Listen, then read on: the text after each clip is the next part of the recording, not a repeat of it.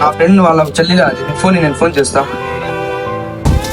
రే ఎవరికి చేస్తున్నావా? రే నీకు తెలియదు, నువ్వు గమ్మునుండ్రా. హలో బ్రో, మీ సిస్టర్ని బిహేవియర్ చేసి చంపేశారంట కదా, ఎలా బ్రో? అవును బ్రో, జాబ్ ఇస్తానని నైట్ పిలిచి రేప్ చేసి చంపేశారు బ్రో. మేము ముగ్గురం అన్నదమ్ములం బ్రో. తను మాకన్నా చిన్నది, మాకు డాడీ లేరు.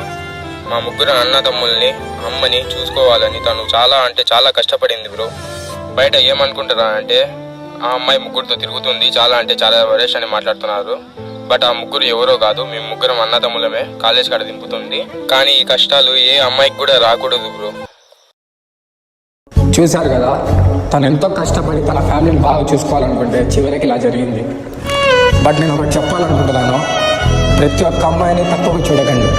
ఎవరికైనా తెలుసు వాళ్ళ ఇంట్లో ఎన్ని కష్టాలు ఉన్నాయి.